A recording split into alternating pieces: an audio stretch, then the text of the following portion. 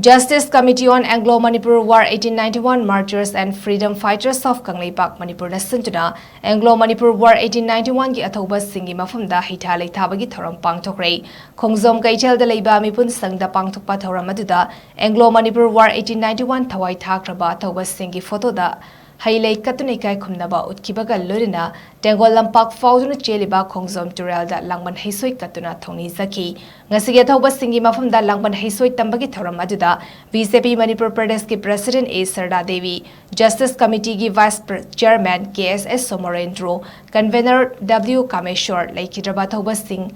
Trust ki member Singsu Sargyaki, Thauram Mari Lenina Justice Committee on Anglo Manipur War 1891 ki Chairman Joy Chandra Kontho Zamna Haikibada, Ipa Ipuna Wana Sagalamba Imalevak Kaihandana Thamba Haibasi, Masamasu Oiba Ikoigit Ithaudangni, Ikoina Ikoigi, Leibak Kanabagi Damak Amatangaraba Kulaidi Ekoi, Siba Kidabatai, Tungi Mirol Damak Yanglaga, Hausiki Mirol na Siba Kiba Yade, Natrabadi, Leibak Asi Soidra Mankragani Habuafam Tamki, Magna Makatana Haikibada, Ekoigi Takta Indiana Karigi Proxy War Toribano, Foreigners Singa Indiana,